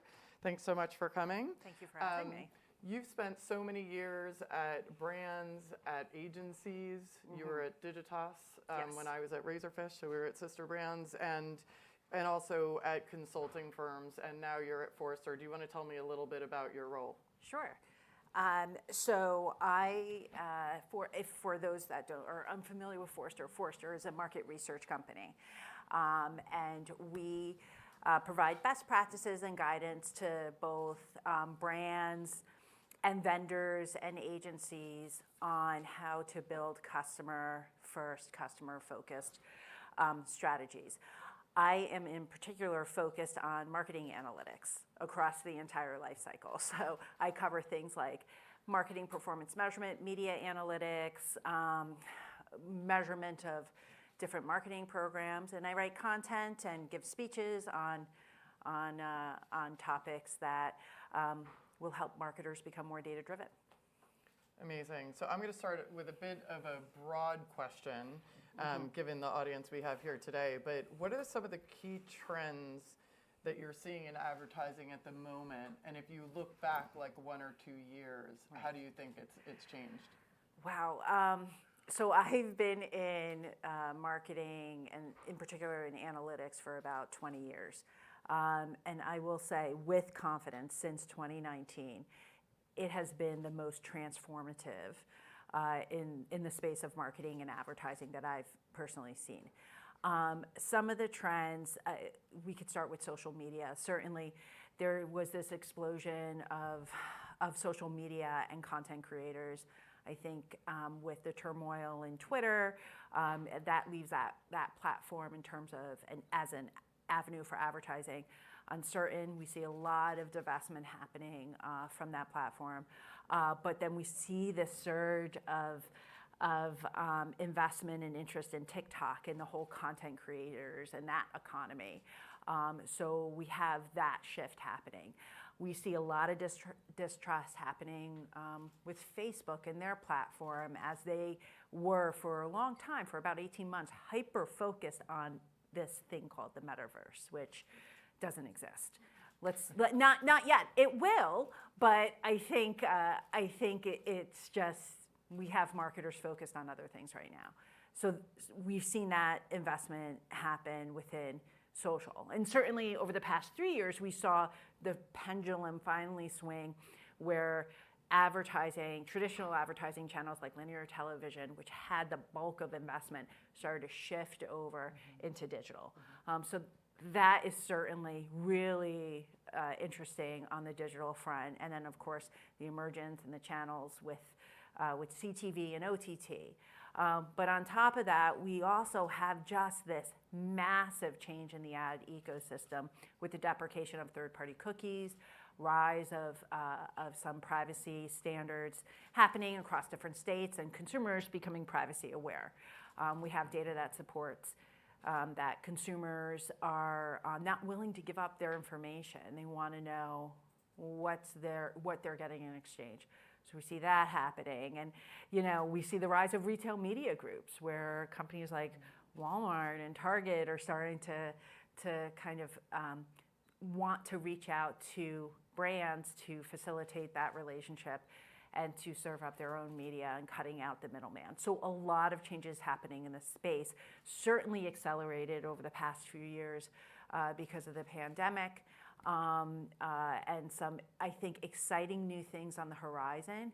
And of course, AI. And that is going to be the first and hopefully last time I say AI here. Because I'm sure everybody, probably not, but I'm sure everybody's talking about, yeah, I know. I'm trying. So we were talking a little bit earlier today.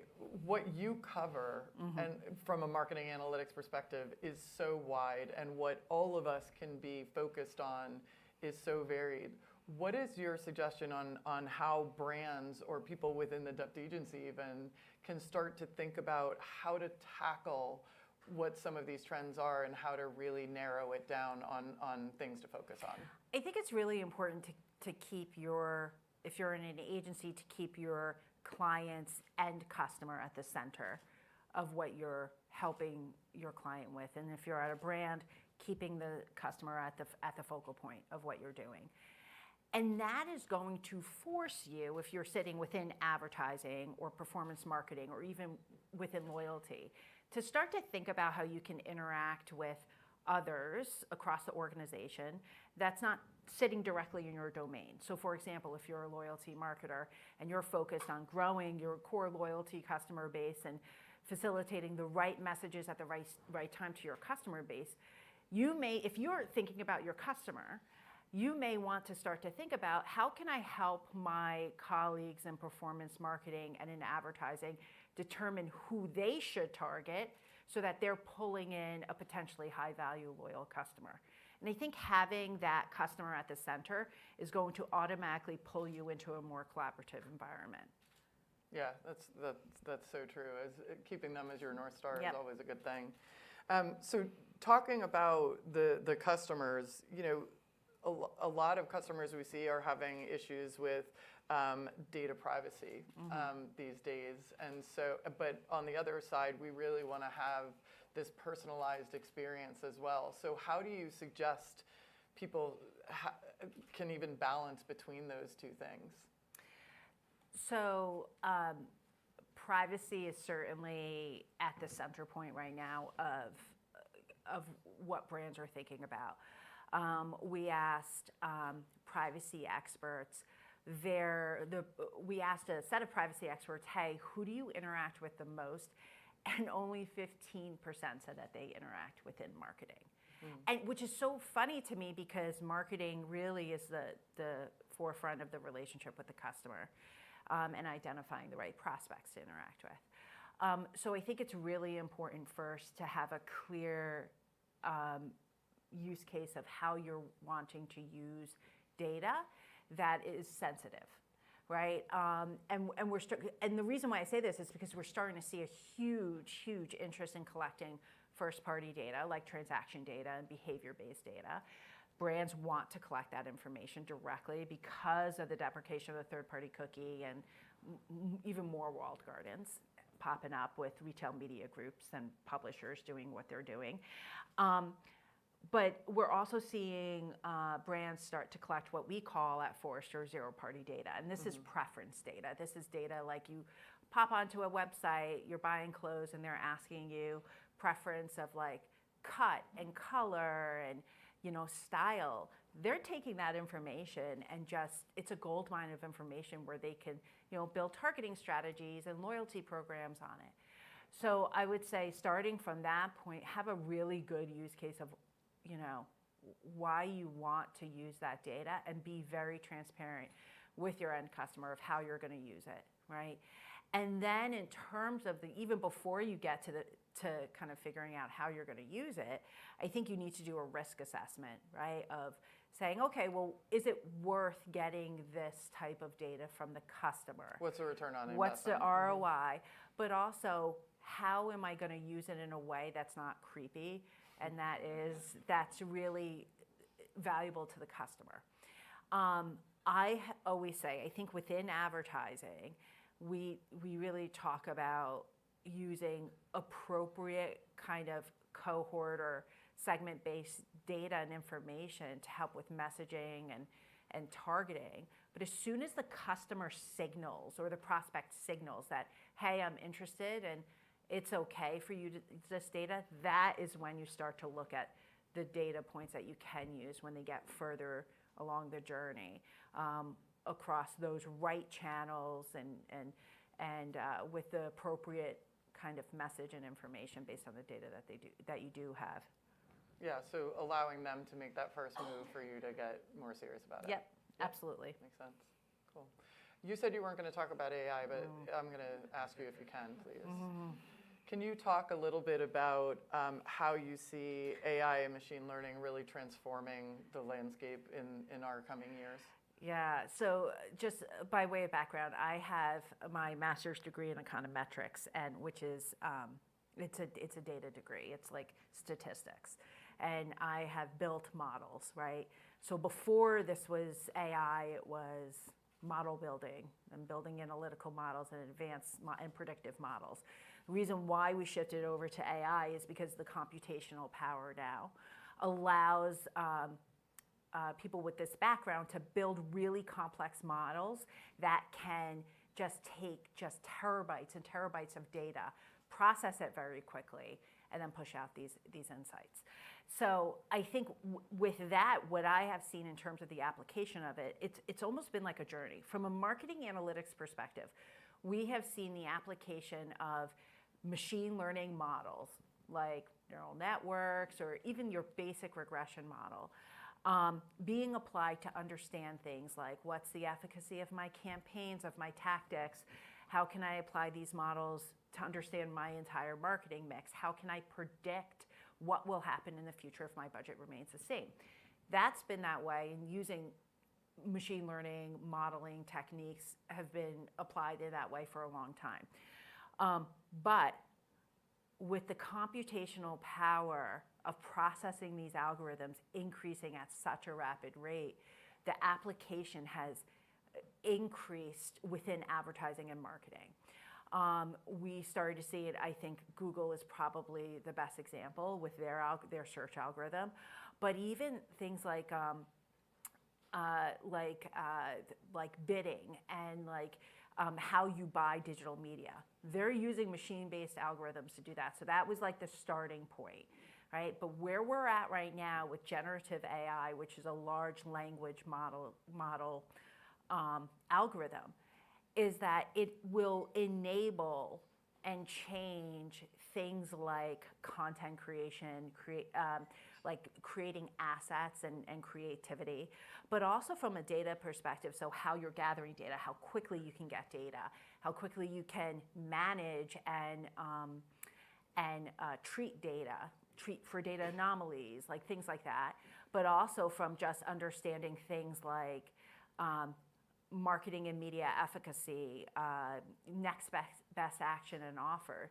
These models are just going to bring more speed, more accuracy, and more scale, meaning like these models can be able to manage large global marketing and media initiatives in seconds and be able to help you understand kind of different insights of what's working and who's reacting to these ads and what your next move should be.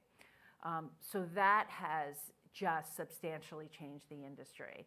I'm really bullish on it. I think this is a good thing. This is an exciting thing. I don't think it's going to kill creativity. I don't think it's going to kill content. I actually think it's going to be a starting idea incubator. An incubator to get you going. And I think that's a good thing because it'll reduce wasteful time and help kind of the creators create. That's great. Yeah. And so besides or maybe even including AI, if you were to advise all the folks in this room and on the live stream on what they should be looking at or paying attention to next, like what should they be keeping their eye on? I think there's certainly, I think the biggest disruption is actually going to happen on the back end, on the data side and the analytics side, only because I'm an analytics person. And I think that's something that you may not be able to see. But what that means is that it's going to enable you to do your jobs more effectively. So I think that the one trend to keep an eye on is how AI can be applied to match different data sources, to manage different data sources, to enable better insights. That's number one. Number two, the one thing I'm really excited about is that I think particularly generative AI will be used and embedded in like BI type tools or like marketing dashboards, to where you can just type in like, create a PowerPoint presentation of last week's campaign or my client's entire mix with insights. Yeah. It's happening right now. Yeah. The development's happening, and that is something that's super excited, especially for agency teams that need to do that. Yeah, over and over again, it gets that much easier. Yes. That's great. So, and when I look, I think about you in your role and all of the news that you're seeing, and all the reports that you're generating, not only yourself, but your Forrester team. What's one of the things recently that you've seen happening that you yourself are crazy curious about and have been interested in? So for my space of marketing and media analytics, I've been following very closely the whole media analytics landscape with like what's happening with Nielsen and Comscore and all the players in the space. Partially because I have to, but this is something that is just like sticking out to me. And the reason being is because we had a company Nielsen that had this space cornered, right? That had this space of media insights, audience insights cornered, and they were setting the market. And then all of a sudden, with the rise of technologies, new technologies, connected TV, OTT, streaming audio, more competition came in, which forced, it's classic economics, which is just fascinating to watch unfold in real time. So I've been watching that really closely. Of course, I'm keeping tabs on a lot of the whole data deprecation issues, particularly on the cookie deprecation and ID deprecation. My colleague, Stephanie Liu, covers a lot from the privacy side, which has been a hard, I think, knot to untangle because of different state regulations. So we've certainly been keeping an eye on that. And then my colleague, Nikhil Lai, who covers performance marketing and retail media, has been all over the retail media changes. So those are some of the things that we're keeping an eye on. You know, it's really, as a researcher in the space, it's imperative that we're constantly talking to each other at Forrester and talking about different changes in the market. And it's helpful that we talk to brands and vendors and agencies so they tell us what they're seeing, so we can kind of formulate a very clear, concise view of what's happening in the market. Yeah, I'm really interested in the Nielsen area as well, and I'm so fascinated to see how that plays out. It's kind of like a soap opera. It really, yeah. I could say that. It's an analytic soap opera. Yeah, it is. Okay, that's great. So I would love to open it up to the floor. Do we have any questions here? Anyone? We answered everything? All right. All right, good. Well, I wanted to thank you so much for everything. This was a fascinating talk, and I love following you, and I can't wait to continue to see how you report and how Nielsen unfolds. Yeah, thank you. So that's actually the end of our program. So I just wanted to thank everybody on the live stream for coming. I hope that you found it as interesting and insightful and hopeful as I did. And same to you for everybody in the room. We're going to close now, and I'd invite everybody who's here in person to join us for a drink and a chat over on the side of the room. So thanks so much, and I hope you're able to come to a Next Step Talks for our next time. Bye-bye. Great, thank you.